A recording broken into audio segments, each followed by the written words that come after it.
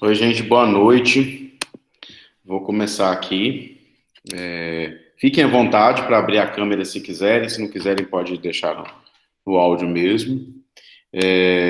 A gente vai fazer aqui um workshop mesmo de mídias sociais. A ideia é a gente passar um panorama, né, do que as mídias sociais representam hoje na vida das pessoas e como que elas impactaram o nosso modelo de comunicação. Eu queria começar me apresentando, então meu nome é Fábio Gomitz, eu sou jornalista, sou formado pela Newton Paiva, e depois eu fui fazer especialização em imagens e culturas midiáticas na UFMG. E foi um curso que eu fiz antes desse fenômeno de mídias sociais. Então imagina, assim, há 15 anos atrás a gente não tinha isso, e imagens e culturas midiáticas, e depois esse fenômeno revolucionou a comunicação, né? Então, na verdade, a gente teve que estudar tudo de novo, assim, para se encaixar no mercado e nesse parâmetro de comunicação que a gente tem atualmente. E depois eu fiz marketing no IBMEC, que é onde me ajudou muito com essa comunicação que eu trabalho hoje, porque eu sou assessor de imprensa e produtor de conteúdo. Então, na verdade, a minha base de comunicação é essa multiplataforma. Na verdade, assim, durante muito tempo, todos os jornalistas ficaram muito concentrados na área de imprensa. E eu entendi isso logo enquanto eu estava na faculdade e tive esse start de trabalhar com produção e desenvolvimento de conteúdo, o que me ajudou bastante a sair um pouco desse leque de só veículos de imprensa ou só assessoria de imprensa, que é onde o jornalista geralmente está alocado. Quando eu entrei na faculdade, eu queria muito era trabalhar com televisão, então, na verdade, foi o que eu consegui fazer no início. Eu tive a oportunidade de trabalhar em algumas emissoras em Belo Horizonte, com a Rede Minas, onde eu fui da equipe dos programas Agenda e depois Quiprocó, que era o programa de artes cênicas da emissora. Eu passei pela TV Alterosa, naquela época da TV Alterosa, onde a Ana Paula Padrão estava no comando do jornalismo do SBT, quando a gente tinha o SBT Brasil. Então foi montada uma grande equipe e a gente tinha uma super estrutura para fazer coberturas. Foi um período áureo assim, do jornalismo que foi muito bom ter participado dele. Trabalhei também na Rede Super, o antigo Canal 23, que era a TV a cabo, e depois ele passou a ser a TV Gospel, né, comprada pela Igreja Batista da Lagoinha, TV comunitária, e trabalhei também na TV Bandeirantes. Aí eu só saí da televisão mesmo quando eu descobri o rádio, que aí eu me apaixonei de vez e comecei a trabalhar no rádio e não quis mais voltar para a TV, porque tinha uma diferença muito grande entre um e o outro, assim. Na TV a gente depende de muita gente para o seu produto final e para o ar, né? E no rádio você é muito independente. E eu já tinha um pouco dessa linha de independência no meu trabalho, era o que eu queria seguir. Então, quando eu cheguei no rádio, eu vi que eu podia fazer um programa, apresentar um programa pelo celular, pelo telefone, de onde eu tivesse, ou pelo computador. Eu falei assim, não, eu quero outra coisa, é isso que eu quero da vida. Aí no rádio eu passei pela Band Minas, que foi um projeto embrionário, antes de existir a Band News FM, quando a Band já tinha a concessão. Então era a rádio Band Minas, e depois eu fui para a Inconfidência, onde eu criei e produzi e apresentei durante muito tempo um programa chamado Plug, que é o roteiro cultural da rádio, que está lá até hoje. E depois que eu saí da Inconfidência, eu ainda tive uma passagem breve pela Guarani FM, substituindo alguns apresentadores quando eles saíam de férias. Eu entrava para apresentar o jornal, apresentar os boletins de notícia, enfim, um trabalho mais pontual. Aí depois disso eu recebo um convite para assumir a comunicação do Chevrolet Hall, que era a principal casa de espetáculos de Belo Horizonte, de shows. Quem recebia as turnês nacionais e internacionais. Então, no Chevrolet Hall, eu tive a oportunidade de trabalhar com uma vasta gama de artistas, assim, entre nacionais e internacionais. Então, eu trabalhei com Almi Sater, com Rita Lee, que sempre se apresentava lá, com Ana Carolina, porque no Chevrolet Hall ele tinha duas modalidades. Ou eles alugavam a casa para um produtor, ou o próprio Chevrolet Hall produzia os espetáculos, produzia seus shows. Então, na verdade, eu atuava muito nos que eram produções da casa. Então, a gente trabalhou com vários artistas nacionais e internacionais. Então, já falei, né, Lenine, Ana Carolina, tive o prazer de trabalhar com Mercedes Sosa na sua última turnê, que ela veio ao Brasil. Foi um pouquinho antes dela morrer. Então, Kine, Jason Mraz, R.E.M., vários artistas de peso, assim. E quando eu estava no Chevrolet, muitos artistas já tentavam, já me pontuavam isso. Fábio, por que você não sai para abrir a sua empresa? A gente quer continuar trabalhando com você, mas enquanto eu estava lá, eu não podia. Então, quando eu tive esse start e mais apoio, né, mais suporte deles, eu acabei saindo para empreender mesmo e montei a Dupla Informação, que é a empresa que eu tenho até hoje, que ela é especializada em serviços de assessoria de imprensa, produção de conteúdo e relacionamento. A gente trabalha mais especificamente nas áreas de arquitetura, cultura, criatividade e gastronomia. Eu acho que é importante a gente segmentar para a gente conseguir se aprofundar numa área e também colher resultados nela. Então, foi as áreas que eu escolhi. Eu já tive a oportunidade de trabalhar com outras áreas, mas acabei não querendo continuar justamente por causa disso. Eu acho que a gente tem que ser bom no que a gente faz, embora a comunicação nos impulsione a estudar e a estar sempre atualizado, né? Mas eu gosto dessas áreas, eu tenho uma relativamente muita atração por elas. Sobre os clientes que a gente tem atualmente, eu trabalho com a Casa Cor Minas, com o Elo Franco, que é um antiquário, é de um jovem colecionador, é muito interessante, ele tem um perfil de colecionismo que é muito específico.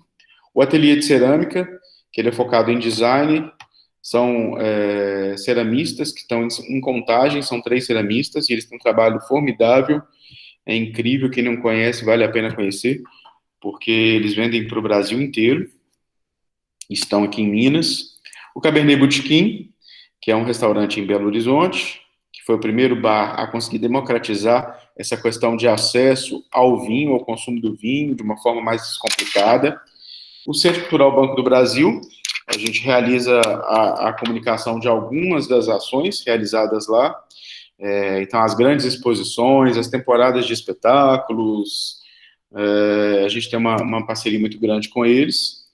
E com o atendimento do restaurante Vecchio Sonho, que infelizmente acabou de encerrar as atividades por causa da pandemia. Realmente o setor de gastronomia é um dos mais prejudicados, né? Então a gente sabe o tanto que está sendo difícil para eles, mas em breve eu acredito que eles estarão com um novo projeto, de outro lugar, para outro público, enfim, eu estou torcendo muito para que dê tudo certo. Além disso, eu sou colaborador de 2 publicações, que é a revista Abreu, que é uma revista nova de arquitetura, design, decoração e engenharia. Ela está indo agora para a sua 6ª edição, então quem quiser conferir, o endereço dela é abreu.digital, não tem .com.br, é abreu.digital, e também a revista Viva Grande BH, que ela circula aqui em toda a região, e em toda a região da Grande BH, toda a região metropolitana. Ela é distribuída nos condomínios, em farmácias, em vários lugares, e eu assino várias matérias que são publicadas nessa revista. Agora eu queria entrar um pouco na questão das redes sociais, assim, das mídias. Mas antes, eu queria falar um pouco dos impactos que a gente tem no Brasil, assim. O Brasil é hoje um dos países mais conectados nas redes sociais. Ele é o mais conectado da América Latina. A gente está à frente da Argentina, do México, do Chile, e somos um dos povos mais conectados do mundo, na verdade. Se a gente for analisar, cerca de 88% da população brasileira, isso é um dado muito relevante, acessa Facebook, Twitter, YouTube, Instagram, Snapchat, Pinterest e também o LinkedIn.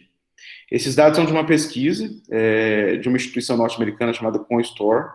Eles realizam pesquisas no mundo inteiro, então são dados extremamente confiáveis, e eles são utilizados como parâmetro para a gente tomar várias decisões, né, sobre o âmbito de produção de conteúdo e também sobre ativação e estratégias digitais. E um estudo mais recente deles aponta que nós, brasileiros, passamos em média 3 horas e 31 minutos conectados por dia nas redes sociais. É muita coisa, gente. Se a gente for analisar e comparar, por exemplo, com os alemães, eles passam 1 hora e 4 minutos. Então, a gente está muito mais do que o triplo, né? Então, é uma diferença muito grande. E isso impacta em tudo, no nosso comportamento, no nosso desejo de compra, né, na forma como a gente se relaciona com as pessoas. A gente vai analisar um pouco de como que as redes, elas contribuem justamente para isso, assim, para mudar e influenciar a vida das pessoas, seja para o bem, seja para o mal. E hoje a gente tem uma infinidade de redes sociais e mídias sociais.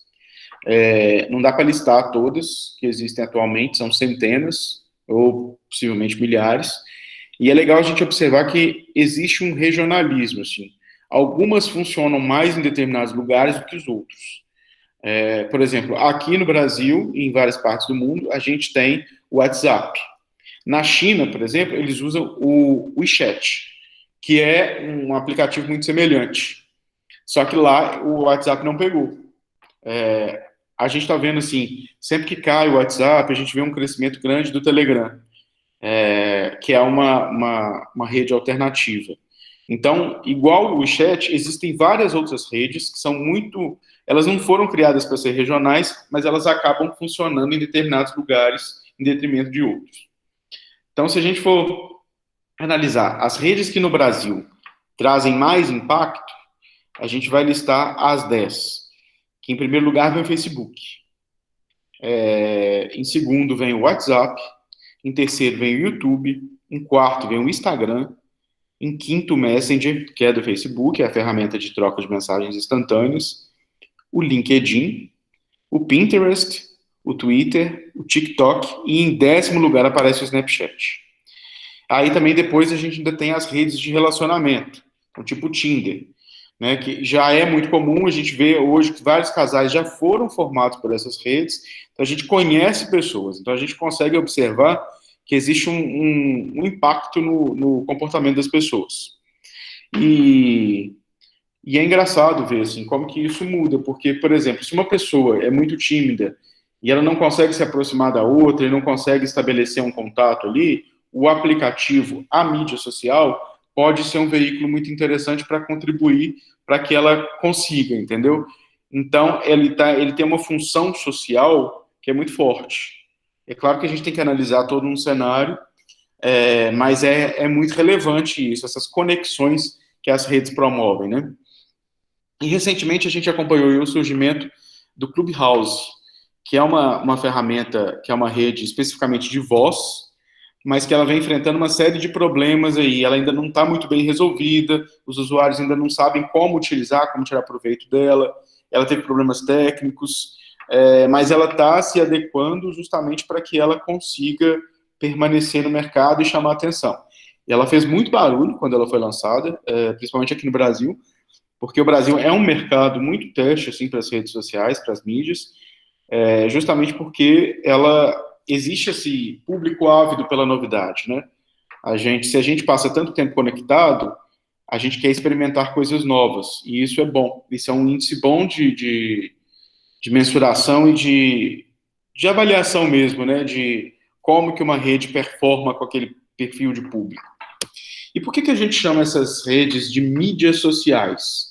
Porque a base delas é justamente essa interação entre os usuários. A principal mudança trazida com o crescimento das mídias sociais, foi essa possibilidade de criar canais onde a gente pode falar de nós mesmos, assim. É isso que eu acho mais interessante, porque antes, então hoje, se eu tenho um negócio, eu posso criar o meu perfil e eu mesmo vou anunciar o meu produto, vou fazer minhas promoções, vou falar da qualidade dos ingredientes que eu uso. Isso democratizou o acesso. Antes a gente era muito dependente de alguém falar da gente. Então, na verdade, o que acontecia? A gente divulgava, esperava a imprensa falar, ou alguém que a gente considerasse relevante. Então, tinha que sair no jornal, aparecer na televisão, alguém falar no rádio, ou então a gente investir de forma maciça em publicidade para que a gente conseguisse atingir um público ali. Hoje não, as redes, as mídias sociais, elas possibilitaram essa democratização. Isso que eu acho que é o mais importante, porque todo mundo agora pode falar de si mesmo e todo mundo está conectado com muitas pessoas que a gente nem imaginava ou que a gente não conhece, pessoalmente, fisicamente. Então a gente se conecta com as pessoas que a gente se identifica. Esse movimento de mídias sociais, eu enxergo que ele começou com o surgimento da internet, quando a gente passou a ter sites de empresas, a possibilidade de criar sites. Só que o site, ele era uma ferramenta unilateral, né? É só a gente falando da gente mesmo, mas a gente não escutava o nosso consumidor. atualização do site, uma forma de promover a primeira interação foi a partir dos blogs. Então, os blogs trouxeram essa possibilidade de trocar, de saber o que as pessoas que consomem nossos produtos, os nossos serviços, ou as nossas criações, nossos projetos, pudessem falar o que eles pensam. Então, eu acho que o primordial foi essa troca. E depois dos blogs, obviamente, os desenvolvedores perceberam que existia um potencial aí para ir crescendo. E essa comunicação interativa, plural e muito inclusiva, porque ela possibilita que pessoas, desde que tenham acesso à internet, possam né, conversar e dialogar e trocar ideia e se conectar com pessoas de todas as partes do mundo, é muito interessante. Hoje, com o desenvolvimento de novas tecnologias e hoje com a casa mais conectada, então hoje a gente tem internet conectada no celular, a gente tem no computador, a gente tem tablet, a gente tem smartwatch, a gente tem geladeiras que estão conectadas e a gente pode dar a lista de compras da geladeira, receber no nosso celular o que a gente precisa fazer no mercado. Então, na verdade, isso facilitou muito esse acesso a toda essa tecnologia. Mas a pergunta que fica é: a produção de conteúdo acompanhou essa evolução tecnológica? E se não acompanhou, aonde que está o gargalo? O que ela precisa fazer para acompanhar, né? Mas antes de entrar nessa questão, eu quero falar um pouco sobre cada uma dessas redes que eu listei aqui como as 10 mais relevantes no Brasil. Então, eu vou falar um pouquinho do Facebook primeiro, que ele voltou recentemente a ocupar o primeiro lugar em mídias mais acessadas pelo público brasileiro. No ano passado, ele tinha perdido essa colocação e voltou. Então, ele é hoje a ferramenta, a mídia social mais relevante que a gente tem. É uma ferramenta que serve tanto para a gente conhecer pessoas que a gente já se identifica ou quer se conectar com elas de alguma forma, e também para manter contato com as pessoas que a gente já conhece. Então, na verdade, familiares, amigos, pessoas, né, do colégio, a gente vai achando ali a nossa rede de contatos e vai estabelecendo com eles uma conexão ali digital. E que também ela pode caminhar para o físico. Então, isso que é interessante, assim. E uma outra funcionalidade muito importante do Facebook é essa possibilidade de geração de negócios. Então, tanto negócios quanto oportunidades. Ele permite a criação de lojas digitais, né, uma lojinha online, onde a gente pode vender e anunciar produtos. Para quem é da área de cultura, ele tem a possibilidade de criação de eventos, que é incrível. Então, a pessoa pode criar um evento, convidar a sua rede de contatos para aquele evento, e lá no evento ela tem todas as informações que são necessárias para a pessoa ir ou não ao evento, e ela pode, inclusive, confirmar. E quando ela confirma a participação no evento, essa informação é compartilhada com todos os seguidores dela. Então, assim, é uma forma de trabalho em rede que a gente vai disseminando para vários públicos, e é isso que é interessante. Então, tem o público de quem criou o evento, o público de quem aceitou participar do evento, e por aí vai. E dessa forma, a gente vai atingindo cada vez mais pessoas. E é interessante a gente observar também a faixa etária do Facebook. Ele hoje é a rede mais democrática, assim, ele tem desde crianças ao público de maior idade, assim. Então, na verdade, é a rede que concentra todas as idades, mas é muito engraçado a gente perceber que as pessoas acima dos 60 é a única rede que elas utilizam, né? É claro que existem exceções, mas é a rede mais utilizada pelas pessoas com mais de 60. Então, isso é um dado muito relevante que a gente tem que levar em consideração, porque na hora de montar a linguagem do que a gente vai construir, do que a gente pretende, a gente tem que saber que público a gente está atingindo. Então, quando a gente cria, né, conteúdo para o Facebook, é muito importante que a gente pense que você está atingindo desde a criança até o público idoso.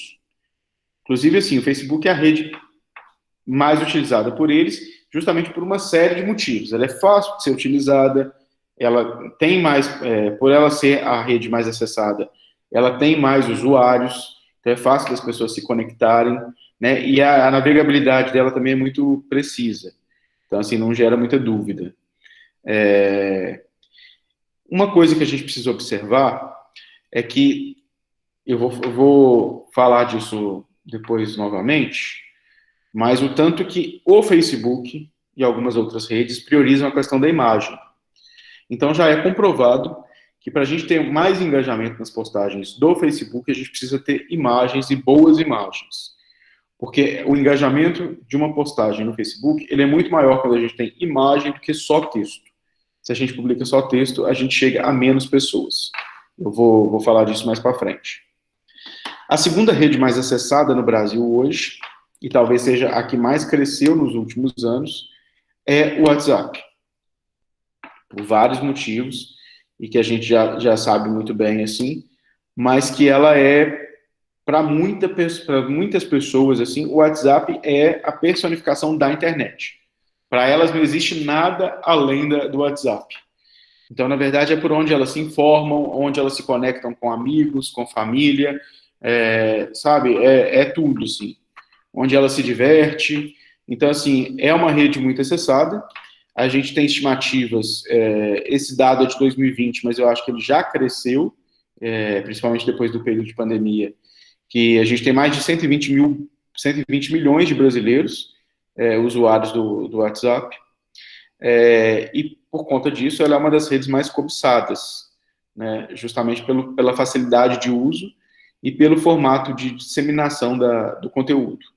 Você pode ver que ele também atinge público de todas as idades, o público que tem mais dificuldade de utilizar outras redes, geralmente não tem com o WhatsApp, só inicial ali, mas depois que a pessoa se integra, ela consegue utilizar. E isso também traz fatores que são considerados de risco, porque a gente já vem acompanhando aí, por exemplo, o WhatsApp virou um veículo de disseminação de fake news. Então, se a pessoa não tem esse potencial de fazer uma apuração, de uma análise da notícia que ela está recebendo, ela acaba sendo muito prejudicial para aquela pessoa, porque ela acredita em tudo que ela recebe.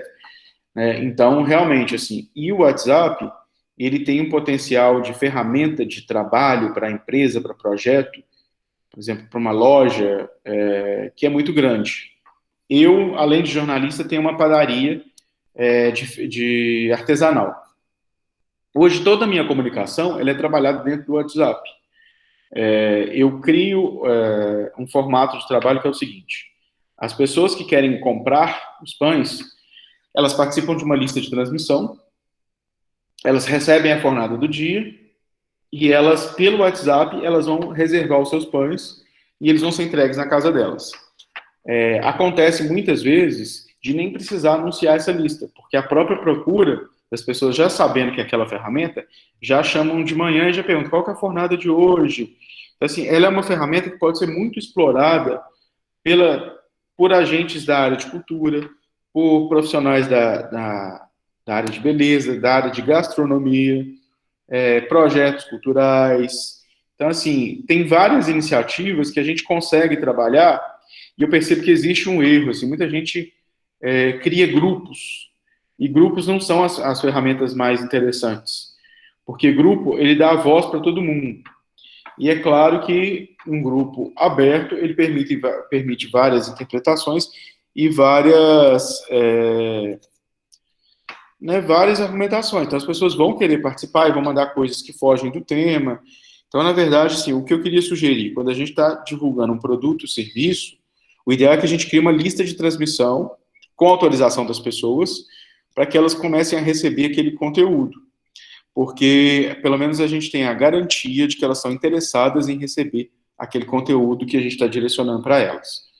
Então, na verdade, se elas quiserem mais informações, elas vão te responder e a resposta vem para o privado.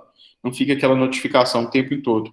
É uma forma mais elegante, é uma forma mais assertiva, e a gente consegue estabelecer esse contato de redes, que é muito importante. Em terceiro lugar, no Brasil, hoje a gente tem o YouTube, que ele já chegou a ultrapassar o Facebook em termos de usuários, mas o crescimento dele deu uma desacelerada nos últimos 2 anos, mas isso não significa que ele perdeu a importância dele, muito pelo contrário, assim.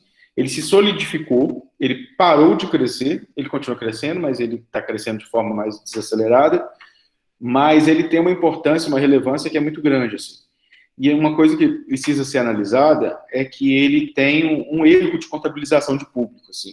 O YouTube, ele só contabiliza o público que está entre 18 e 65 anos. Então, na verdade, assim, a gente sabe que ele é um sucesso, um fenômeno entre as crianças. O canal da Galinha Pintadinha, por exemplo, ele aparece entre os 50 mais assistidos do mundo.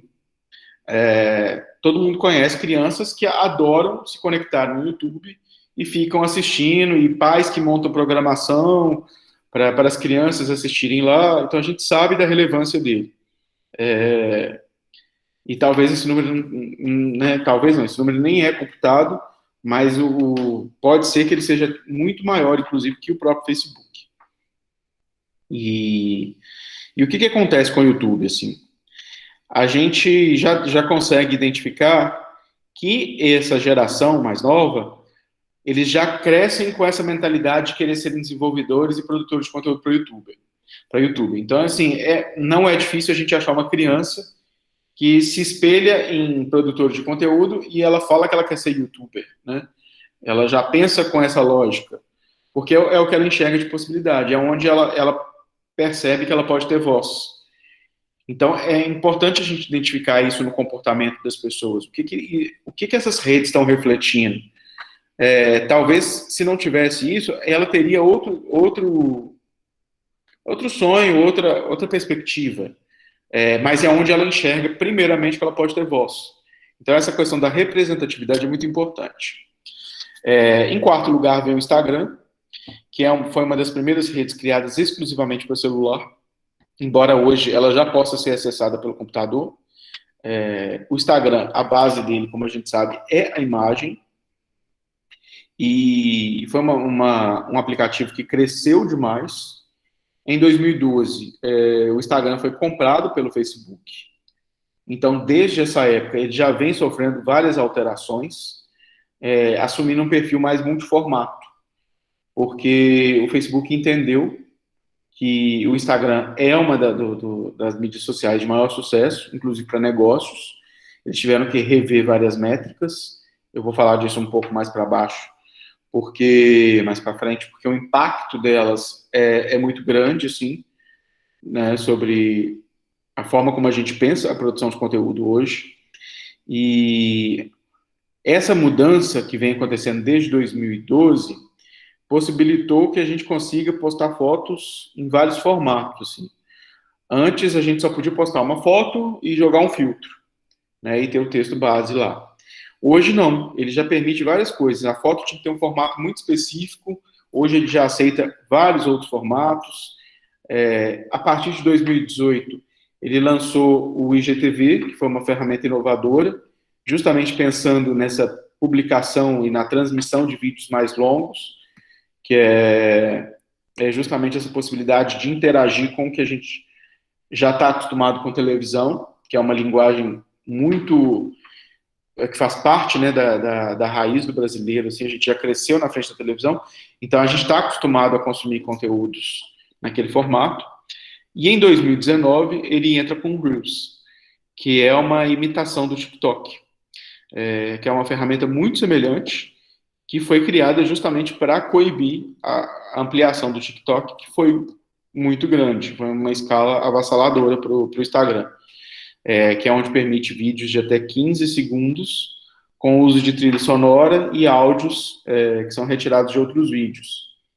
É interessante a gente observar que o Reels, ele foi uma ferramenta que possibilitou voz para muitas pessoas. Ele rompe um pouco com a estética até do Instagram tradicional, porque o Instagram sempre foi aquela ferramenta que tinha que ser muito bonita, né? Então a gente tinha que ter uma foto bem tratada, a gente tinha que ter um texto adequado, joga um filtro legal, justamente para a gente conseguir seduzir as pessoas com aquilo. E o que o Reels conseguiu fazer foi justamente demonstrar que a gente não precisa de grandes produções para atingir o público. Eu acho que isso é muito interessante. A gente tem por isso que ele é uma ferramenta tão utilizada por humoristas, por artistas, humoristas, porque a gente consegue fazer uma produção muito caseira, e ela tem que ter essa cara de caseira mesmo. Ela acaba sendo um pouco mais tosca, inclusive, considerada com outras. Então, assim, justamente por causa disso. Eu vou até mostrar um exemplo aqui do Reels, que eu acho que é bem legal. A gente tem hoje um dos desenvolvedores que eu acho que consegue fazer isso super bem, é o Juliano Gonçalves. Ele se apoderou do Reels de uma maneira que eu acho que é muito interessante. Eu vou só compartilhar com vocês aqui.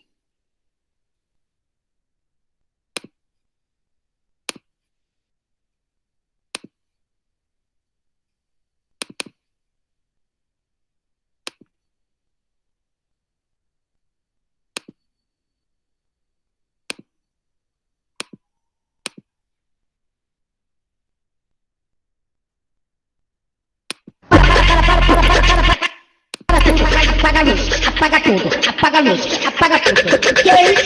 Para tudo, apaga a luz, apaga tudo, apaga a luz, apaga tudo. Que é isso?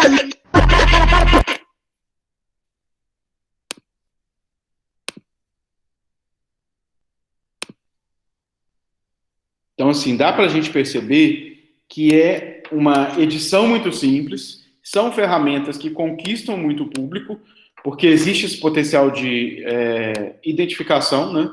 Então, na verdade, ele vem proporcionando a apresentação de novas linguagens para vários perfis de público e também para vários desenvolvedores. Eu acho que o Juliano é um bom exemplo disso, mas a gente tem vários que podem ser usados, inclusive, na gastronomia, na cultura. O Juliano é no caso do humor. Então, assim, a gente sabe que as mídias sociais, elas trouxeram muito esse apelo do entretenimento para as pessoas, né? A outra ferramenta que é muito utilizada no Brasil hoje é o Messenger, que é, na verdade, a ferramenta de mensagens do Facebook, de mensagens instantâneas. Ela foi desconectada do Facebook, e hoje ela é uma ferramenta à parte, então ela é considerada e analisada de forma à parte, mas ela, em contrapartida, só funciona para quem está logado no Facebook, né? Então, ela, levando em consideração que o Facebook é a rede mais acessada, então ela é a ferramenta segunda que, né, mais acessada, embora nem todo mundo que use o Facebook também use o Messenger. O LinkedIn, que é uma ferramenta, hoje, a maior mídia social voltada para o mercado profissional, embora ela tenha se tornado quase que um Facebook, assim, a principal diferença é que o foco do LinkedIn são os contatos profissionais. Então, na verdade, assim, a gente pode selecionar, a gente tem amigos, a gente tem conexões, e em vez de páginas, a gente tem conexões com empresas. As empresas que a gente admira, que a gente gostaria de trabalhar, as empresas que a gente já trabalhou. E o diferencial do LinkedIn é a possibilidade de participar de comunidades, que são as comunidades que reúnem os interessados em um determinado assunto, profissão, uma área, que é onde a gente pode se conectar com as pessoas que têm a mesma experiência profissional que a gente, ou que a gente gostaria de ter, pelo menos. E uma informação muito relevante é que o LinkedIn é a ferramenta utilizada pelas empresas na hora de recrutamento de profissionais. Então, ela é uma rede que ela precisa estar sempre atualizada, com as informações reais sobre o profissional, né? E ela valoriza muito essa troca de experiências. Então, a gente consegue participar de eventos, divulgar os nossos eventos profissionais, e ela teve um salto gigantesco desde o início da pandemia no Brasil, quando muitas pessoas perderam seus empregos e começaram a ficar em casa, e mesmo quem já estava em home office também, começou a atualizar mais. Então, ela é uma rede que ganhou muito mais repercussão nesse período. Todas as redes ganharam muitos seguidores e conquistaram mais usuários nesse período, mas eu vou alertando algumas que são realmente tiveram um crescimento mais relevante. O Pinterest, que é uma rede social que é, na verdade, um grande mural de referências, né? Lá a gente pode criar uma pasta, ou várias pastas, inclusive, com as imagens que nos inspiram, e por conta disso é a rede social que bomba na arquitetura, no design de interiores, no mercado de beleza, gastronomia, de viagens, que é onde a gente vai colocando tudo que é desejo nosso, sabe? Então, assim, se você deseja passar as férias nas Ilhas Maldivas, então, assim, o que você vai começar a colecionar de imagens de lá? Então, um hotel legal das Maldivas, o restaurante que você quer ir, ou o hostel que você quer ficar, o Airbnb que você achou. Então, ele vai colecionando todas essas referências dentro de uma pasta, que aí, na hora que você for realmente executar aquele projeto, está tudo ali à mão. Então, ele é muito interessante. E um dado muito relevante é que o Pinterest é uma ferramenta muito utilizada por mulheres. A maior parte do público é formado por mulheres. E os produtores de conteúdo ainda tem uma possibilidade que é muito interessante, que é de criar pins. O que seria o pins? Seriam os conteúdos que são patrocinados. Então, eles mostram para os seus seguidores, eles aparecem com mais relevância. Então, na verdade, assim, se eu tenho uma pousada, eu tenho uma pousada aqui em Lagoa Santa, e tem uma pessoa que eu sei que está buscando uma viagem para Lagoa Santa, eu consigo direcionar e patrocinar o meu conteúdo para que chegue até ela. Então, é isso que é importante. Então, eu vou estar na frente de outros. O Twitter é mais uma ferramenta que é muito utilizada no Brasil, e ele já está entre nós há muitos anos, né? Então, assim, o Twitter foi uma das precursoras aí, e é uma mídia que cresceu muito. Ela cresceu muito, muito, muito, muito. Aí ela atingiu a base dela de crescimento, aí ela começou a cair, a partir do surgimento de outras redes. Mas no ano passado, em 2020, o Twitter voltou a crescer no Brasil. Eu brinco que o Twitter é uma ferramenta mais de expressar opiniões. É aquele gostei, não gostei, porque é esse que é o lugar, assim. Mas eu acho que ele teve um papel, e ele ainda tem, fundamental, mas principalmente no início, quando ele trouxe esse poder de síntese para a vida das pessoas, assim, essa objetividade, né, na época que ele só aceitava 140 caracteres. As pessoas tinham que aprender a se comunicar, a exprimir aquela mensagem dentro desse tamanho de caracteres.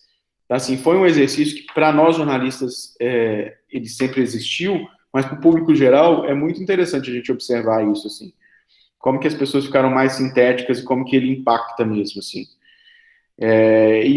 O Twitter, ele voltou a crescer no Brasil, muito porque ele é uma ferramenta que ocupa uma posição que a gente chama de segunda tela.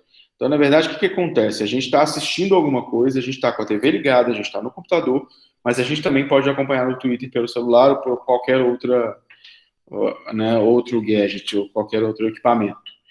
Então, hoje, ele é uma ferramenta que é termômetro para quem está conectado em outro lugar.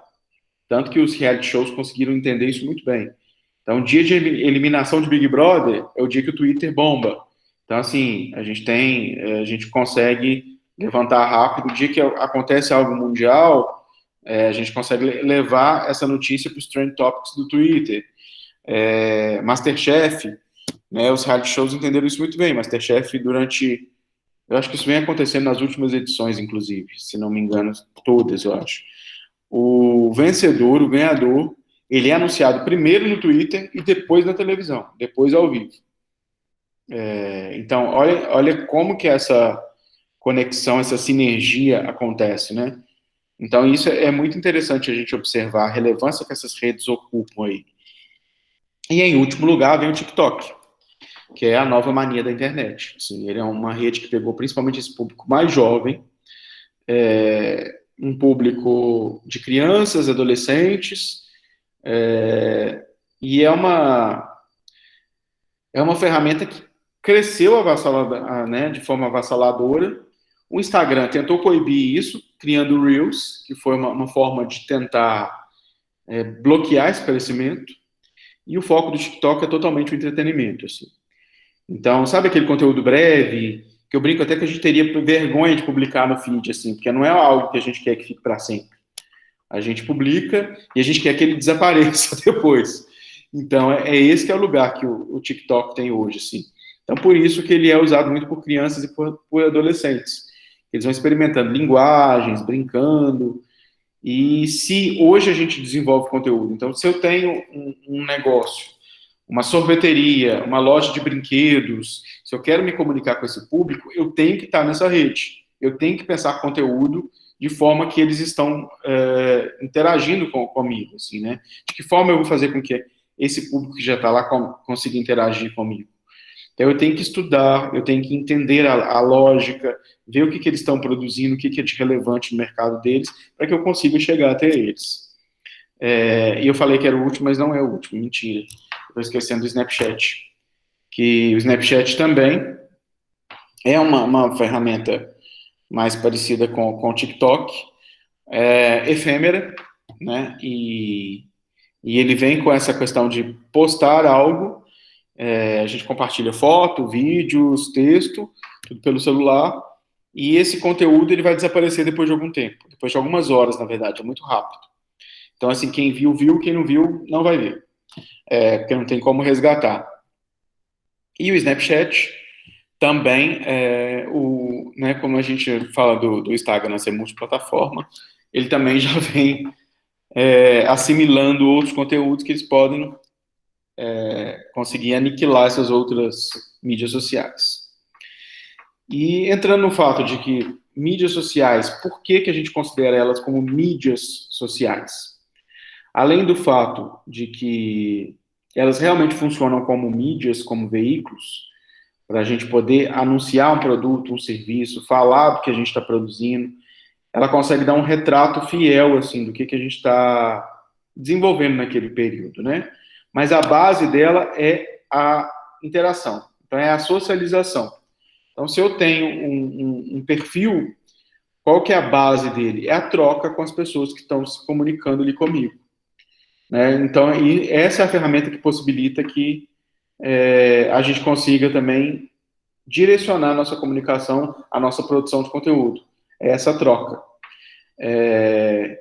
Aí, sobre os impactos que ela gera na nossa vida, assim. Elas são capazes de produzir uma grande revolução, né? Elas já fizeram uma grande revolução, causando impacto na vida de todo mundo. Eu vou colocar aqui alguns motivos que eu considero ser os mais importantes, que fazem alguém se interessar por um determinado perfil ou outro, mas existem vários outros. Esses são os que eu listei que eu considero serem os mais urgentes, mais relevantes. Mas cada um tem um ponto de atenção e segue um perfil em função de vários interesses. Um ponto que deve ser levado em consideração é que as redes, as mídias sociais, elas contribuíram também para um certo dinamismo na comunicação. É importante a gente analisar por essa ótica, porque elas retratam uma ação em tempo real, né? Então, hoje, se eu posto algo, eu chamo a atenção daquele público. E, independente se eu estou postando se é algo que eu vou colocar, tipo, num feed do Instagram ou no Facebook, além de só postar, de informar aquilo, de mostrar o que está acontecendo nesse momento, eu estou documentando o que estava acontecendo naquele momento. Então, daqui a 5, 10 anos, eu posso acessar aquela rede e ver o histórico do que foi. Então, assim, eu consigo dimensionar naquele dia, naquela época, eu estava desenvolvendo tal projeto, eu tinha tais produtos, eu tinha parceria com tais artistas, eu estava tocando em tal cidade. Isso é muito legal da gente observar, porque essa documentação, a gente sabe que ela não na maioria das vezes ela não acontece, e as redes, as mídias sociais contribuíram muito para isso, assim. E além de vários impactos que elas trazem. Eu não sei se todo mundo conseguiu ver o Fantástico de ontem. Eu lembro de uma reportagem que eu assisti, que ela marcou justamente por causa disso, sobre o impacto na vida das pessoas. A gente teve um caso em Belo Horizonte de vacinação, né, está sendo investigado sobre a vacinação, parece que a vacina foi desviada, e a Saritur estava vacinando algumas pessoas na garagem da empresa. E alguém conseguiu fazer imagens disso, enfim. Só que como que isso começou? Quando a filha do dono da empresa postou numa rede social que ela recebeu a mensagem de que ela seria vacinada naquele dia. Olha isso, ela fez um post totalmente inocente, né? E o que aconteceu? Por causa disso, desconfiaram do que poderia acontecer, conseguiram gravar a suposta vacinação, ela apagou das redes sociais, isso abriu uma investigação, isso gerou uma reportagem que foi exibida em nível nacional. Então, na verdade, olha como que isso impactou não só a vida daquelas pessoas, mas a nossa também. né? Então, é muito interessante a gente observar como que algo que pode parecer totalmente despretensioso pode mudar os rumos de uma história, né? Então, assim, dentro dos motivos que eu considero que são mais importantes para a gente seguir ou não um perfil, eu considero que, em primeiro lugar, vem o conhecimento. A gente segue perfil que nos ajuda a adquirir algum certo conhecimento em alguma área específica. Pode ser na área de alimentação, pode ser cuidados com a casa, pode ser pet, cuidado com o carro, enfim, a gente quer saber, a gente quer se orientar, quer obter conhecimento de pessoas que sabem mais do que a gente, né? Então, se a gente for analisar, a gente está sempre buscando aprender algo novo. E com a pandemia, por exemplo, a gente começou a valorizar muito mais os conteúdos da área de saúde. Às vezes, os médicos, os profissionais dessa área, eles não tinham tantos seguidores, eles não tinham tanta relevância digital e não tinham tanta presença, porque eles não precisavam disso antes. Hoje, a gente está ávido por essas notícias. Então, na verdade, assim, eles ganharam uma repercussão, que na verdade eles sempre tiveram, mas no meio digital, a gente conseguiu observar esse crescimento deles, que isso é muito relevante. Por exemplo, quando eu falo de conhecimento, não precisa ser só conhecimento científico. A gente, por exemplo, pode observar, a gente tem uma pessoa que é um produtor de conteúdo, que na verdade é alguém que sabe muito de videogame. Ele pode ser uma referência e pode dar dicas para outras pessoas a ponto de se tornar um produtor de conteúdo naquela área, inspirando e passando o conhecimento dele para outras pessoas. Um chefe de cozinha pode trabalhar, ou um nutricionista, pode trabalhar inspirando e levando o conhecimento dele para outras pessoas poderem replicar seus conhecimentos em casa. Eu acho que a primeira coisa que a gente busca é a questão do conhecimento, quando a gente está procurando os perfis que a gente vai seguir nas redes. O segundo, eu acho que é a questão do desejo, que esse já é mais involuntário, mas ele é muito conduzido pela publicidade. E é o que eu acho que ele está mais presente hoje é na gastronomia, na moda e nos objetos de consumo. As grandes campanhas hoje, elas começam mesmo nas redes sociais, né, nas mídias sociais. Então, o objetivo das marcas é fazer com que as pessoas desejem aquilo que elas estão oferecendo. Seja um produto ou um serviço. Então, assim, a ideia é fazer com que a pessoa sinta a necessidade de contratar aquilo, né, ou de ter aquilo na vida dela. Quantas vezes a gente já não... Isso não aconteceu com a gente. Você pode estar sem fome. Apareceu uma imagem de uma comida que você gosta, tipo um hambúrguer, uma pizza, algo que você goste, vai te despertar um desejo imediato de querer consumir aquilo. Isso é, né, batata, isso é humano, isso acontece com todo mundo. Então, se a gente tem ali uma imagem que nos motiva a isso, a gente vai, obviamente, procurar o que se assemelha, o que está mais próximo daquilo. Então, assim, apareceu uma imagem de um super hambúrguer, eu vou começar a procurar nas minhas imediações aonde que eu vou conseguir algo semelhante àquilo. Se eu não tiver aquilo imediatamente, aquele que apareceu, eu vou procurar o que mais se assemelha a ele. É uma necessidade meio imediata. A outra que leva é a necessidade de estar informado. Então, assim, a necessidade de acompanhar notícias. A gente quer saber o que está acontecendo no mundo. Na nossa cidade, na nossa região. Então, é legal observar também que existe esse recorte. E isso potencializa perfis regionais. Então, a gente consegue, por conta disso, ter vários. A gente acompanha desde um perfil do G1, né, da Folha de São Paulo, mas a gente sabe que a gente não vai encontrar notícias de Lagoa Santa na Folha de São Paulo. Então, a gente vai procurar nos perfis regionais. E isso vai valorizando o microcosmo, né? E é interessante a gente observar porque a gente tem essa proximidade, então a gente pode conhecer a pessoa que está produzindo aquele conteúdo, a gente sabe do caráter também, que é muito relevante, na idoneidade, então se a gente pode ou não levar aquela informação em consideração. Outro ponto que eu acho muito relevante na hora que a gente está produzindo conteúdo e na hora que a gente está seguindo perfis é o de identificação, que é aquela sensação de pertencimento que a gente tem, né, de algo que a gente faz, ou pelo menos deveria fazer, parte do nosso universo, assim. Então, eu dou como exemplo as blogueiras do conteúdo fitness. Por que ele dá tanto engajamento? Por que as pessoas buscam tanto esse conteúdo fitness? porque existe na consciência das pessoas, elas sabem dessa necessidade que a gente tem de se exercitar. Então é importante, a gente sabe que é relevante. Então a gente vai buscar pessoas que estão fazendo isso, porque é meio que um conforto e um incentivo.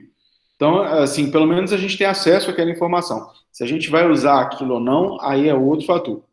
Mas ela nos estimula. Aí o de identificação vem muito por causa disso. E a outra parte que eu acho que é muito importante e que cresce assustadoramente também é a questão do entretenimento.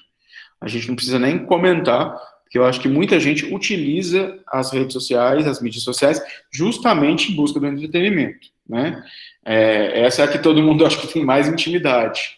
Assim, todo mundo quer ver meme, quer ver conteúdo de humor, quer ver gatinho, cachorrinho, os pets. Então, esses são conteúdos muito consumidos, justamente porque eles têm essa leveza e eles conseguem tirar a gente de uma certa realidade ali, né? E isso está muito claro, principalmente nesse período de pandemia.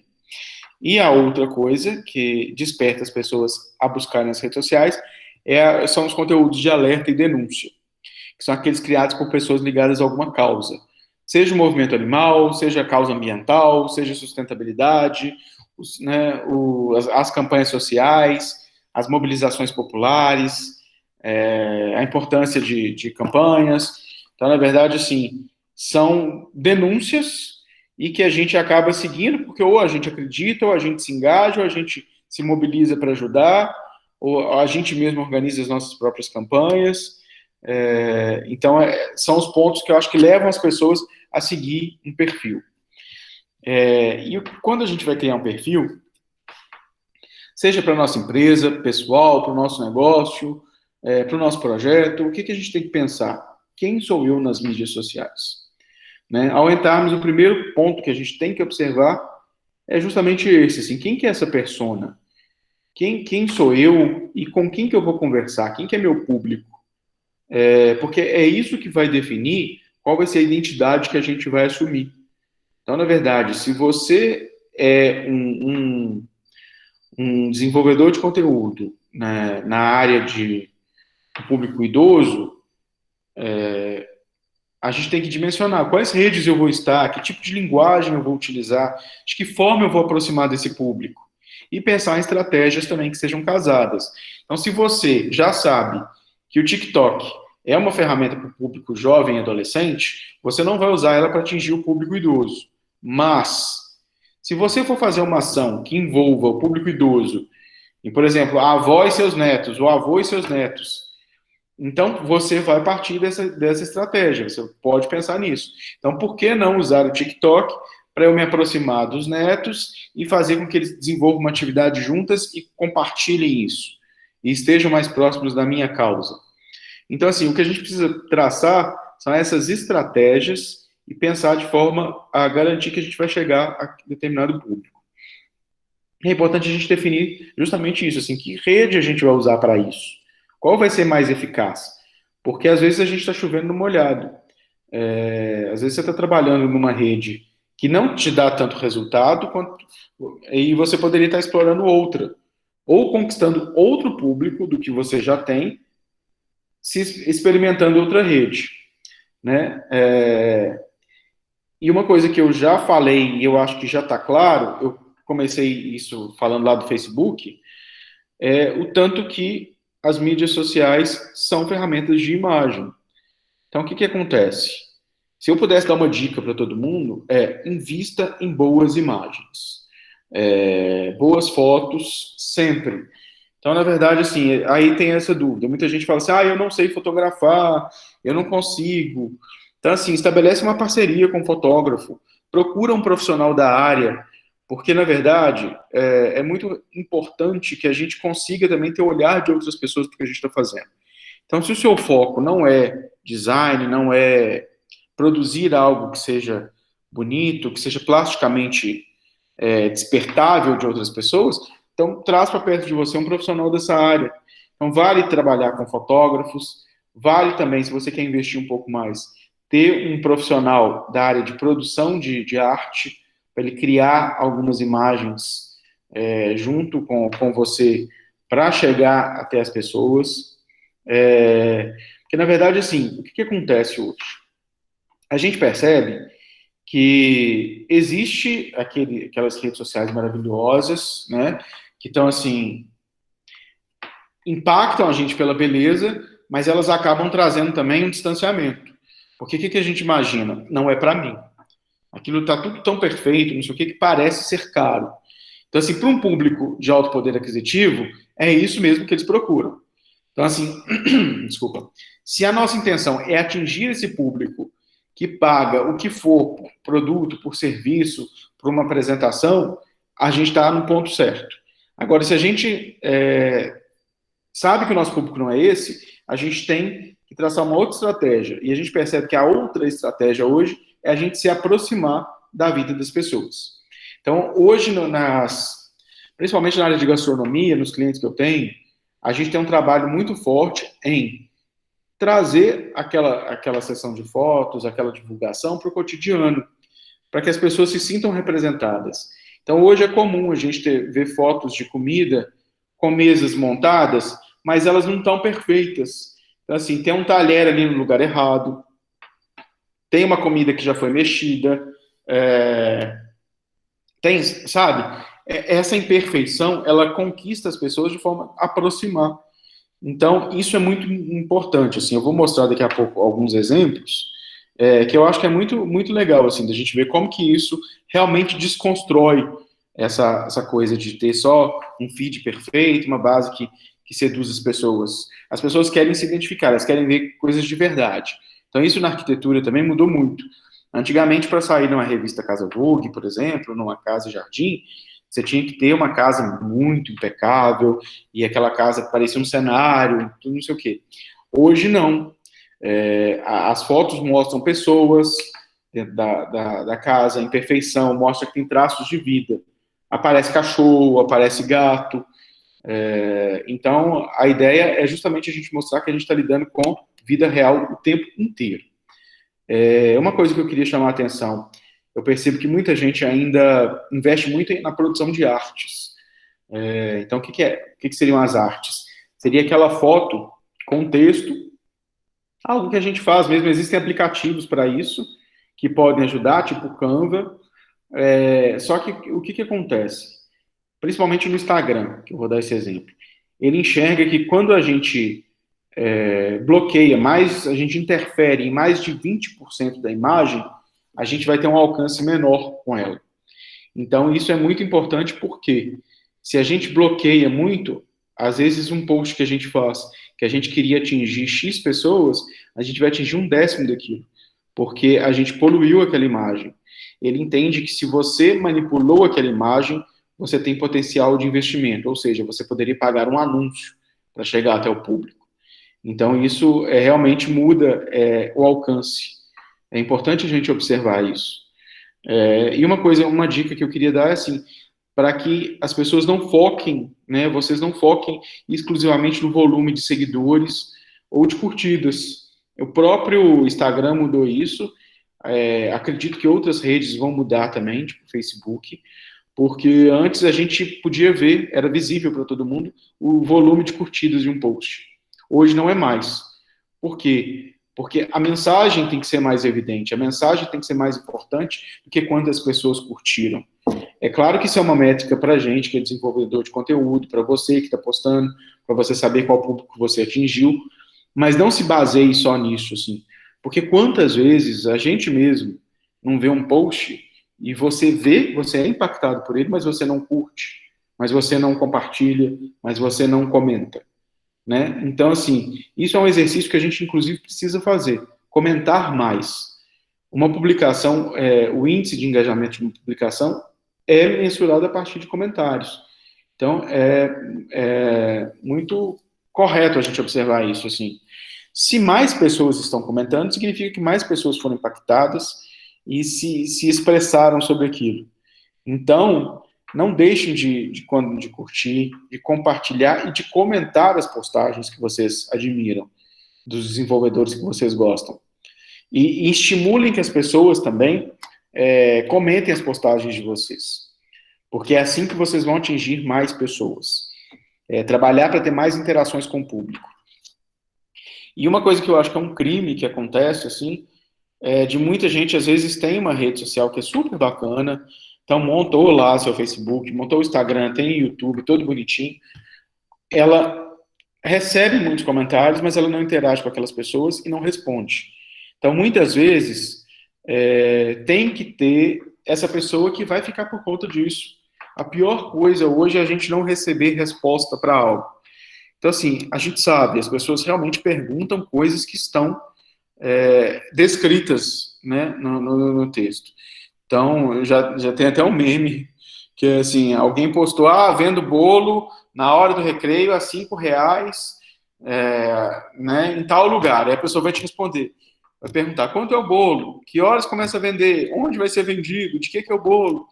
Então, assim, a gente tem que ter uma paciência com relação a isso, porque realmente, assim, tem essa questão de a pessoa ter acesso a múltiplas plataformas, a gente não sabe se ela está vendo pelo computador, pelo celular, se ela está vendo sua postagem enquanto ela está dirigindo, enquanto ela está na rua. Então, realmente, assim, a gente tem que ter essa preocupação em levar a resposta para as pessoas. Eu acho que esse é um dos maiores erros, assim, das pessoas. E eu queria muito indicar que todo mundo experimente muito nas mídias sociais. Então, na verdade, assim, eu vejo que tem muita gente que tem medo de ousar. Está muito presente nas mídias tradicionais, mas, por exemplo, eu tenho um Instagram, mas não está utilizando as outras ferramentas dele. Não utiliza o Reels, não utiliza o Stories, nunca fez um IGTV, porque, na verdade, o que vai fazer com que a gente cresça é experimentar. Então, vamos supor, você criou agora na Páscoa, tem várias pessoas que estão fazendo ovos de Páscoa. Então, posta um dia um conteúdo chamando para as encomendas no seu feed, durante a produção, pode fazer uns reels mostrando como que você produz, mostrando o processo de embalagem, como as embalagens são lindas, o dia que você está na rua comprando embalagens. Então, assim, comecem a compartilhar um pouco mais do cotidiano de vocês, para que as pessoas conheçam um pouco mais da rotina e valorizem mais o seu produto, o seu processo. Com grupos de teatro isso é muito frequente, assim. Quando a gente abre processos, a gente consegue ter um público muito maior, porque as pessoas já estão formando o olhar, estão mais interessadas naquele produto. Então, assim, quando aquele CD, quando aquele espetáculo for lançado, a gente conseguiu formar um público para ele. E com produtos é a mesma coisa. E para finalizar, antes de abrir para perguntas, eu queria só fazer um alerta, porque hoje a gente percebe que as mídias sociais tornaram-se lugares propícios para golpes, então a gente tem que estar muito em alerta justamente por causa disso. Existem várias tentativas, elas explodiram nos últimos meses, com a criação de perfis falsos. Então hoje eu venho enfrentando isso com alguns clientes, imagino que vocês já viram isso acontecer também, de um restaurante que a gente gosta, de repente ele começa a ter um perfil anunciando uma promoção e pedindo para que as pessoas entrem em contato, mandando um código promocional que elas vão ter acesso a algo. Aquilo é justamente para copiar os dados e conseguir clonar e ter acesso ao WhatsApp, a celulares. Então, realmente, assim, é algo que a gente tem que estar de olho, saber dimensionar, e nós, como produtores de conteúdo, temos que ter muito cuidado com as nossas redes para que isso não aconteça com a gente. Então, assim, mude a senha sempre, estabeleça um cronograma de 3 em 3 meses, de 6 em 6 meses, mas mude, não fique com a mesma senha para sempre.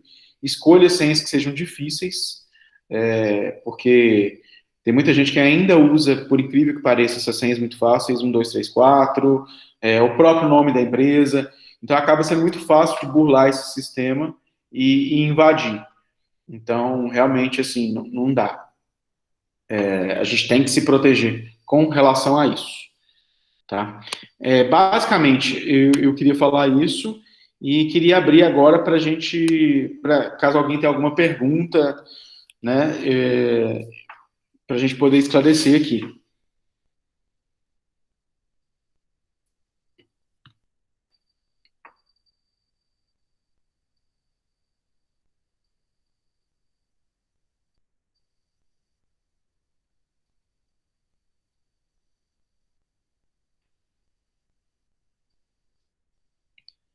A Neireu fez uma pergunta ótima aqui. Se vale a pena investir nas mídias sociais? Eu brinco que depende muito do seu perfil de investimento. O que acontece? Hoje, eu brinco que se a gente investe, a gente está vendendo a alma para o diabo. Por quê? O ideal é que você consiga trabalhar com desenvolvimento de conteúdo que chame a atenção do público de alguma forma. Se você não consegue desenvolver conteúdo que seja atrativo, então, assim, convide alguém que faça isso por você. A gente tem hoje jornalistas, tem publicitários, tem profissionais gabaritados no mercado que possam fazer isso. Porque quando a gente investe em conteúdo, as ferramentas, elas entendem que você tem um potencial de investimento. Então, o que acontece? Se você colocou R$100 numa postagem hoje, ela vai entender que você vai ter aqueles R$100 para sempre. Então, se você quer atingir aquele público, se hoje você atinge 1.200 pessoas com um post, e você potencializou ele com R$100 de anúncio, você vai atingir um público maior, mas você vai retraindo o seu alcance orgânico. Então, é algo que precisa ser pensado. Se for uma empresa, um profissional que queira estar sempre investindo, é uma ferramenta muito válida, porque a gente consegue chegar em públicos que a gente não chegaria. É um processo muito mais rápido, mas que hoje a gente consegue fazer com a produção de um conteúdo eficaz também. Né? Então, na verdade, não precisa estar só atrelado ao desenvolvimento financeiro, a esse aporte financeiro. É claro que tem alguns casos, por exemplo, você criou uma promoção, eu quero ter um anúncio, aí é outra coisa. Mas publicação de posts, eu acho que ainda é meio que vender a alma para o diabo, assim.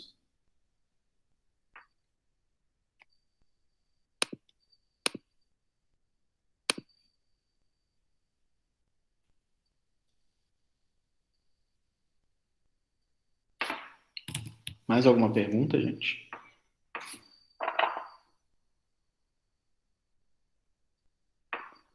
Eu queria só aproveitar para falar que algumas pessoas não conseguiram participar, porque me mandaram mensagem falando que teriam aula e tudo. Então, essa bate-papo ele vai ficar gravado e a gente vai disponibilizar depois para quem não conseguiu acompanhar.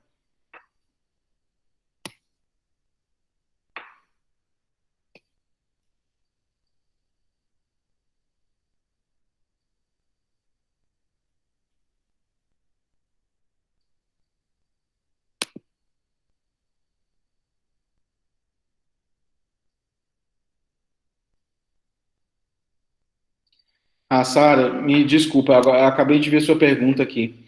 Você me pediu para falar novamente qual que era a plataforma. Você sabe me falar alguma característica dela para eu conseguir voltar e explicar?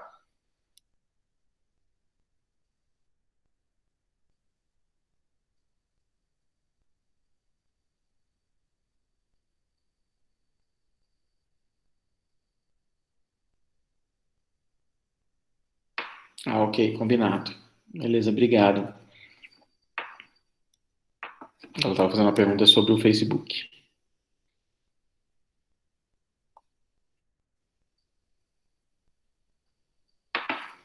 Bom, gente, então, para encerrar, eu só queria mostrar exemplos aqui de pessoas e empresas que estão produzindo conteúdo de uma forma muito bacana para as mídias sociais e que eu acho que assim, é um caminho interessante que a gente precisa observar.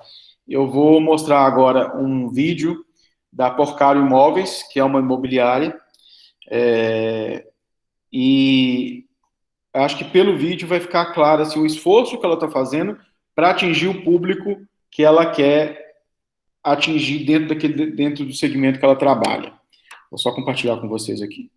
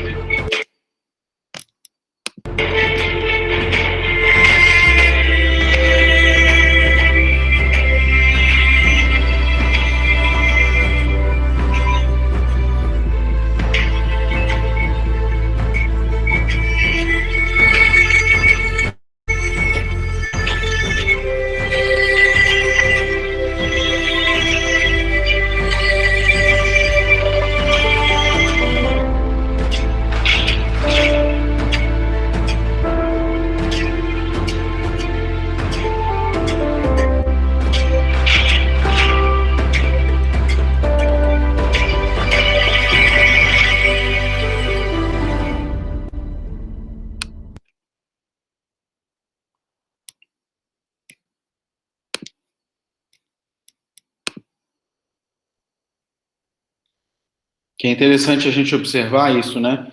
Assim, como que é um vídeo muito bem feito. Assim, claro que o imóvel que está sendo vendido, ele demanda algo que seja bem produzido, assim. Mas é importante a gente observar como que as empresas estão investindo cada vez mais em imagens, em fazer com que as pessoas se sensibilizem e coloquem as pessoas dentro daquele lugar, assim. Você pode não ter nem interesse pela casa, mas imediatamente depois de assistir esse vídeo, realmente ele desperta isso nas pessoas, né? E assim acontece com todas as áreas. Então, assim, gastronomia, com negócios, com público infantil, idosos. Então, para a gente fechar, a ideia é essa, assim. Então, pensar no público que a gente quer atingir e o que a gente pode fazer para conquistar aquele público, né? Então, eles investem. Tenho certeza que a imobiliária tem um sucesso grande, porque eles vêm fazendo cada vez mais, eles ampliaram esse portfólio. A gente sabe que não é uma produção barata, mas voltando àquilo que eu falei, a gente tem que se voltar para o público que a gente está atingindo. Então, eles, na verdade, têm esse padrão de trabalho, porque eles vendem para esse público. Mas, quando a gente está lidando mais com o dia a dia, o que a gente precisa se atentar é o que a gente está entregando e que público que a gente está se relacionando com ele. Sem grandes produções, mas pelo menos chamando a atenção daquelas pessoas de alguma forma, se relacionando com elas e conversando com elas, que é o mais importante. Bom, se tiver mais alguma pergunta, estou à disposição. E como eu falei, vai ser disponibilizado para quem manifestou interesse, mas não pôde participar. Então, queria agradecer demais a participação de todos. Dizer que estou à disposição, então, qualquer dúvida podem fazer contato comigo.